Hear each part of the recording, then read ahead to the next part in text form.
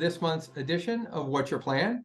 So at Assisting Hands, on a monthly basis, we bring in an industry expert to talk about something that is important to the world of seniors and the senior community. And so this month we're pretty excited because we have Stephanie Stern from Hope Connections, and I'm jumping around a little out of order. Sorry, Patricia, as my moderator. So Assisting Hands is a private duty home care company working in Montgomery County. We serve all of Montgomery County, the northern part of PG County and Fairfax County, Virginia. And basically we work to assist families, whether it's short-term or long-term, with providing it added support wherever they're calling home at the moment. And home could be a hospital, a hotel, a residence, an apartment building, assisted living, wherever home is, we can provide some added support to help people live their best day. But it's not about us today. It's all about Hope Connections for Cancer, and it's about Stephanie. So Stephanie, please tell us a little about you and about Hope Connections. Well, Steve and Patricia, thank you so much for having me here today and for giving me the opportunity to share Hope Connections. I have been an oncology social worker for close to 30 years. I've been at Hope Connections for 10 years and as the program director for the last 3 years. And as the program director, I oversee all of our programs, which are mind-body classes, support groups, educational programs, community outreach, and all the things that we do to provide services to people who've been affected by a cancer diagnosis and their loved ones. All of our services are professionally facilitated and offered free of cost. So I always say it's easy for me to sing our praises. And I'm happy to get into a little bit more detail about, each of our programs, if that would be helpful. And we absolutely will, because what I want to do is make a distinction between what you do and what you don't do. So we don't get people calling you looking for personal care when that's us. Right. And they're looking for knowledge, education, and relationships. That's you. Yes. So community is us. Yes, community. So, tell me a little bit about, how does somebody find your organization even to start with? Well, we have a website, hopeconnectionsforcancer.org. We have a phone number, 301-634-7500. Those are probably the best ways to reach out to us. On our website, under contact, we have our first-time visitors form. It's a short form that people complete, and then that form goes right into my inbox. So I pick up the phone and I call every single person, and I personally welcome them to Hope Connections and share a little bit more about our services. And then together we decide what would be the most helpful. Sometimes it's just a support group people are looking for, or just a mind-body class, or just an educational program. If people want all three, I love that. But it's not one size fits all. So I really try to talk with each person individually to see what would be the most helpful. So if I'm doing, really what I'm trying to do is figure out, how does someone who doesn't know a single thing, they get a cancer diagnosis, and now they're looking for resources. What are they putting into the Google search to get you all to come up so they even know you exist? The doctors know about you? I mean, yes, we have a lot of community relationships. That's really important to us. We know we're better together. So we, just as you were saying, Steve, if somebody's looking for something that Hope Connections doesn't provide, I'm happy to share all the resources that I know, or do a deeper dive into finding some resources that would be helpful if we don't provide what somebody is in need of. And, the local hospitals and cancer organizations know about Hope Connections. We interact pretty regularly, so that they oftentimes refer to us because they might not have a support group or mind-body class or educational program that we're offering. And even if they do, it might be at a different time or day. And so, again, we cross share. That makes sense. Okay. So tell me about the kinds of programs you offer. Okay, so we offer cancer-specific support groups and general cancer support groups. Some groups meet weekly, some groups meet twice a month, some meet monthly. We have caregiver support groups. We also have a bereavement group. Our mind-body classes meet pretty much weekly, and we have gentle yoga, Pilates, Tai Chi, strength and balance. We have a mind-body boxing class, a stretch class. We also offer mindfulness and meditation classes. We have relaxation and tranquility, guided meditation, mindfulness for well-being, and hypnosis for symptom reduction. And then our educational programs change quarterly, and we have an expert in their field talking about a topic related to cancer.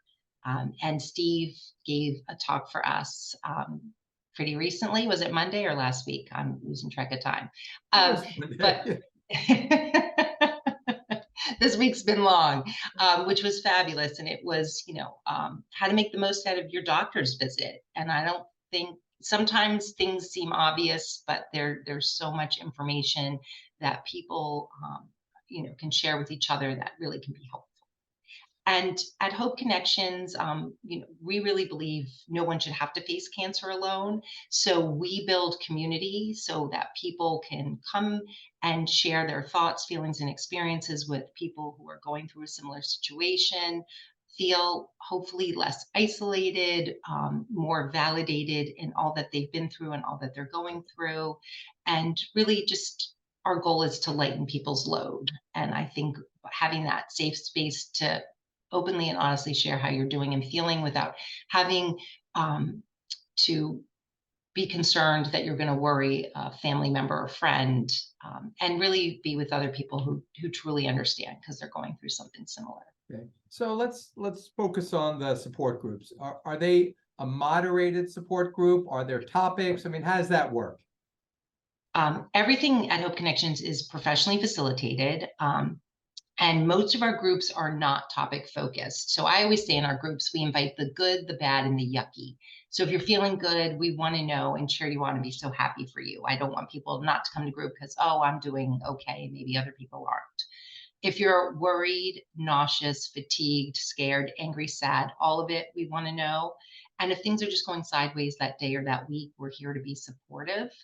We do have a coping conversations group that meets twice a month, and that's topic specific. And we share, the topics of that, so people can just drop in to that. Really, all of our support groups are drop in the sense that you could come once or you can come every time. The more you come to group, the more you're going to feel connected and benefit from the group. But we know that people's schedules are busy, and maybe people aren't feeling well. There's lots of reasons why people can't come every time to group, and that's okay too. We're just happy to see you when you do. We are physically located in Bethesda and Landover, Maryland, but all of our services are offered virtually over Zoom. So people, if you're not feeling well, if you have, family commitments, that it's harder to, get out of the house, or you're working, for so many reasons, it's Right. easy to join us virtually too. And do you have in-person programs as well, or are they hybrid? Yes. Yes, we have hybrid. So everything there's only 2 programs we have that are only in Bethesda, and that is our expressive art class and our Reiki and chakra balancing class. Those 2 classes meet in Bethesda, and they're only in person. But everything else, if it isn't meeting in person, it's also being offered virtually. So we have the hybrid format. Gotcha. Okay. And so can you jump around and, go to one time, 1 week, and then if you have the same support group, but at a different time, it doesn't matter which, you're not committed to a group, or are Well, you? I do recommend that people stick with the same group, because Okay. that's how you're going to start to feel connected. If you're going to this group and then you're going to that group,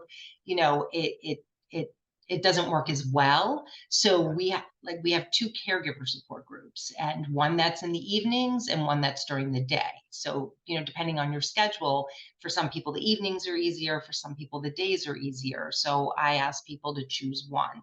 If your schedule changes for any reason, of course you can, go to the other group. But I think it's more helpful to stay with one. Gotcha. And do you have ever people like outings where you do a fun thing where you have a picnic or bowling or Yeah, something we like just that? had our fall festival a couple weeks ago. Was the last Saturday in September, where we have participants come, and we have a little bit of a cookout, and we had some games for the kid in all of us and younger kids, and we have a very large space location in Bethesda, so we have places where people can congregate outside. We have a beautiful open patio, lots of lawn space. So this summer we also did something similar. And I think in December we will be having an event where people can come. And we have a Hope Chest boutique that was started by some of our participants, where people donate gently used women's clothing and small items, jewelry, belts, scarves, things like that, or new. And then we have this beautiful shop here, and people can shop for very little money. And I oftentimes buy lots of things myself. And the shop is open every Wednesday from 10 to 4 p.m. But quarterly we try to have something on a Saturday where people can come and shop and Gotcha. Okay. tour our house and get together. And so, to go back in time, so how did you all get started? How long has the organization been around? What was the initial mission? Are you still serving that mission? Sort of what's the Yes. story? Well, Bonnie and Bernie Kogod, who actually I grew up literally across the street from them, so that's sort of an extra tie in with my relationship with Hope Connections. Their daughter, who was a year older than me, was diagnosed as a teenager with cancer. She ended up dying of cancer, and they felt that there wasn't anything really in terms of support in this area in the DMV. So they raised money to start an organization, which is now Hope Connections. We were originally the wellness community for several years, and then we broke off from wellness community and started Hope Connections for Cancer Support, which is very similar.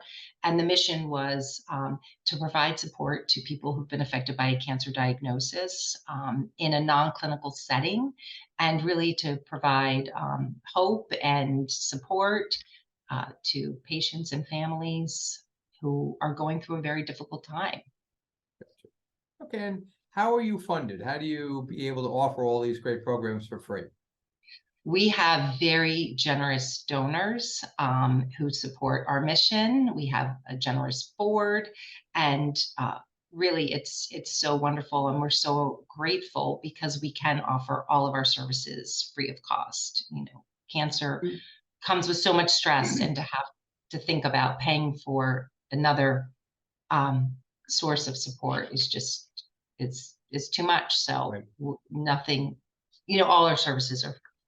Okay, do you do any fundraising events or fun activities, galas, balls, whatever? Yes. Our biggest fundraiser is usually in the spring. It's going to be, I think, May of this coming year. Our present CEO, she loves a theme. So last year was a derby party, and I think we're gonna be doing the derby party again, Yeah. which is this first Saturday in May. And we had it here at our Bethesda location, and we had tents and TVs, and that's our biggest fundraiser is our gala.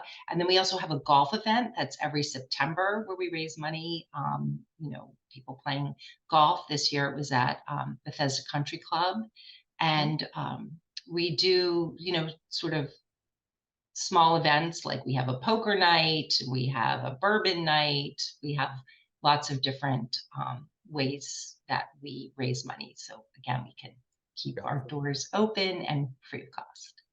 And are you, let's say, a place for resources as well? So if I want to know, I don't know where, if I'm losing my hair, I wanted to get a wig. Can I call you all and you Yeah. go, well, here's the wig places that everyone goes to? Yes, absolutely. Yes. We have lots of resources. We have them on our website. We have a resource page. And I've been doing this work for a long, long time. So I know a lot of resources. So I'm always happy to share resources. And speaking of losing hair, we are having an event on Wednesday, November 8th at University of Maryland CAP Regional Cancer Center, which is in Largo, Maryland.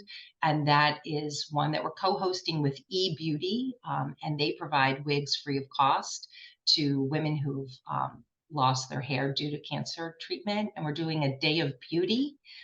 So it's going to be getting wigs, getting styled, um, eyebrows, mini manicures, and mini facials.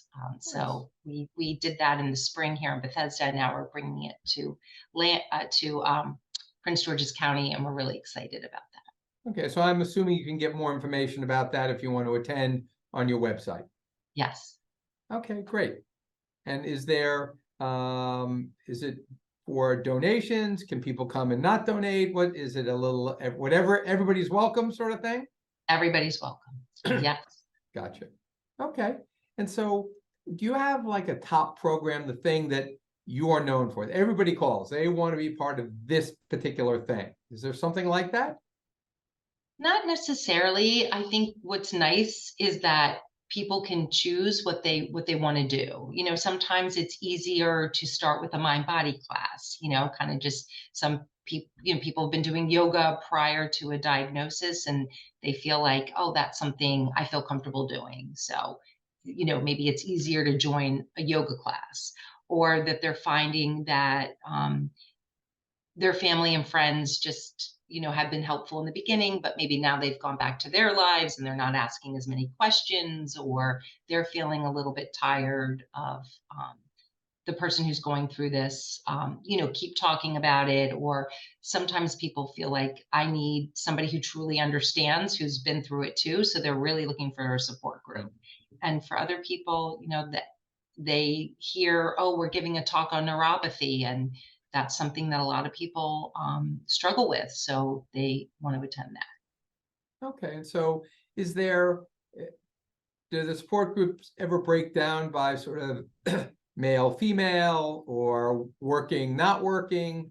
Because I could see, you know, a lot of the groups that I see that are for dementia, they're oftentimes gender specific. Yeah, I'm not sure why. I don't know enough about it. But so is it like that, or is it pretty much everyone's open to find their own space and the program that works best for them? Yeah, I think more the latter, but we do have a men's all cancer support group because sometimes men just, you know, they want to be more with men. Mhm. I think naturally, I shouldn't say naturally, but typically more women reach out for support than men.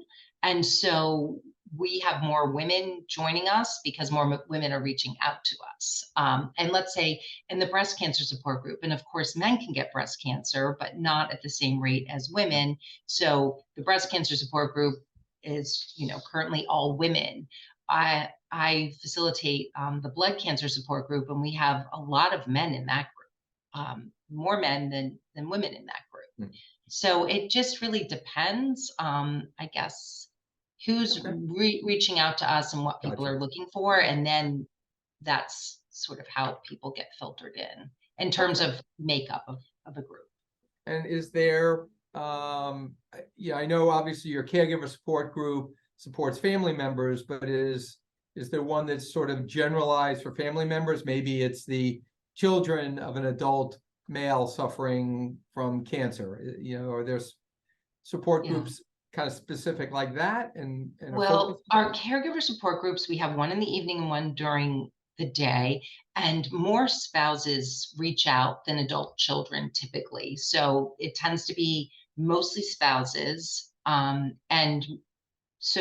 mostly people, I would say, you know, and it can change, you know, depending on who's reaching Right. out, but it's a little bit of an older group. So when I have somebody in their 20s reaching out to us about a support group because they have a parent who has cancer, I try to find them a group for young adults, or you know, for adult children. And I think that that's really important. So as much as I'd love them to come into our group, if right now it's, mostly spouses, and much older than 20 years old, I want them to get most, the most out of a group. So I'm gonna try to find them a group that is more specific to them.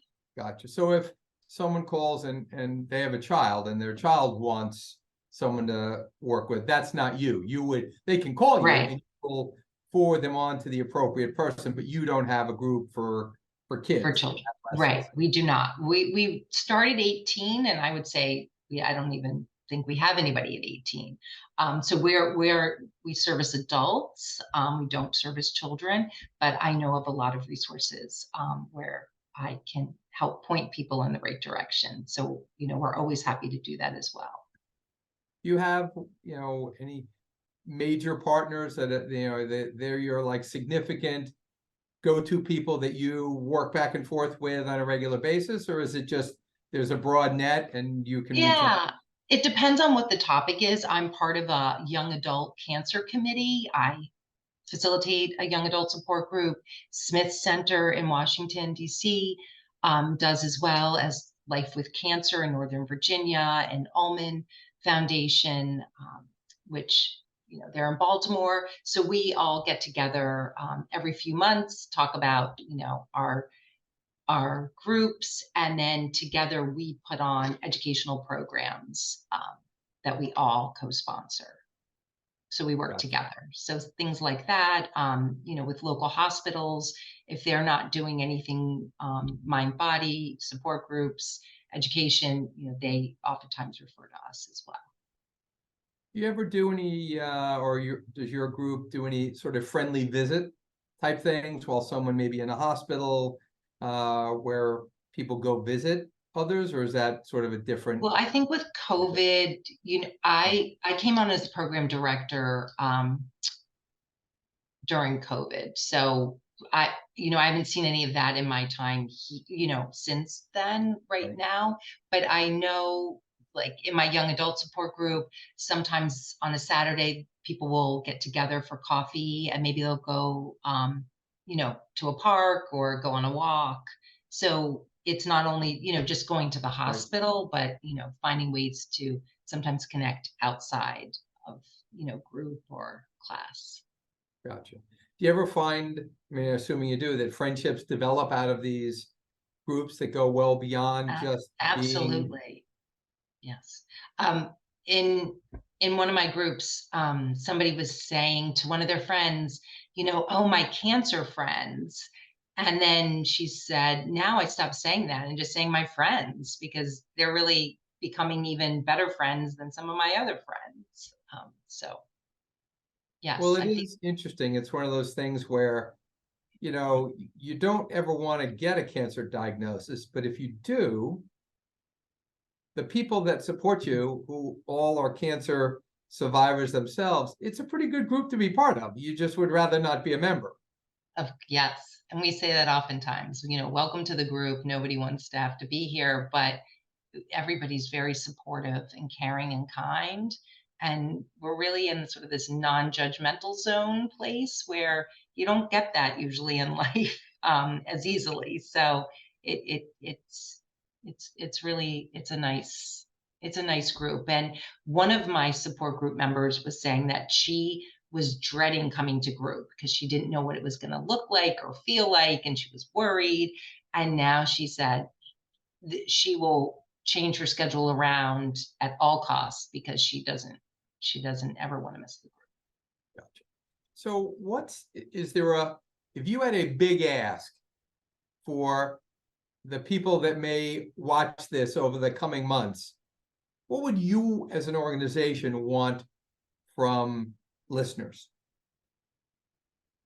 I would want anybody who's going through a cancer diagnosis or knows of anyone who's going through a cancer diagnosis, to know about us and know that we're here as a resource, to reach out to us for support.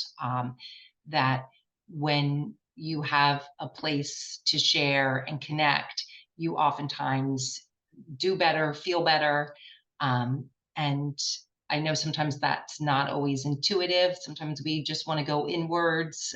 We don't want to be known for a situation that's happening to us that's difficult.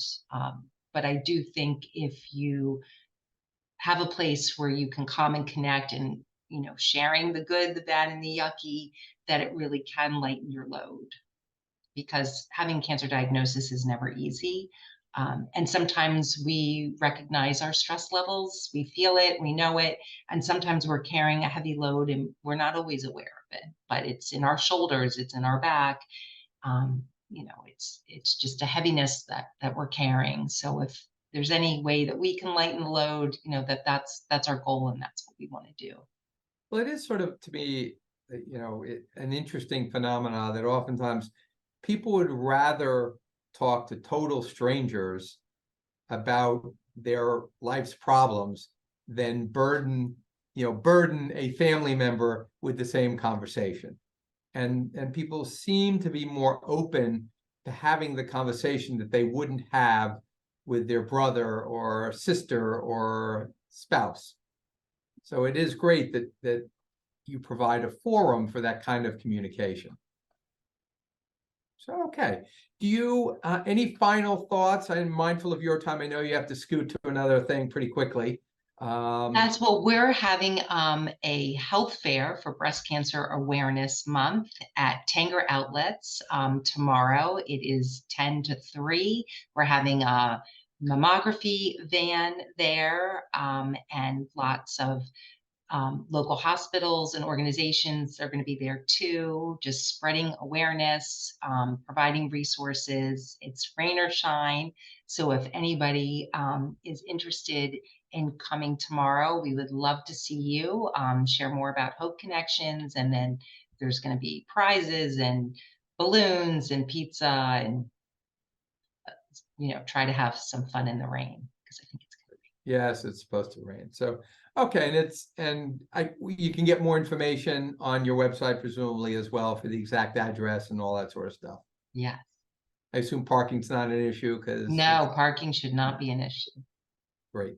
Right. Oh, and Patricia's putting up a little bit more information. So, all right. Well, I don't know if there's any questions that anyone has, but feel free to come off mute if you've got a question that you'd like to ask. Okay. Failing none, that means we did a good job of communicating what Hope Connections does. And so this will conclude our this month's edition of What's Your Plan? Again, Stephanie, thank you so much for joining us today. This was hugely helpful and informative. As a son of two folks that had cancer, both my parents had cancer. This is near and dear to me because it's something that I think you don't know you need until you're in the thick of it. And you can't think straight when you're in the thick of it. So it's nice to know in advance that there are resources out there to support people along this difficult journey. So thank you very much. Thank you so much for having me.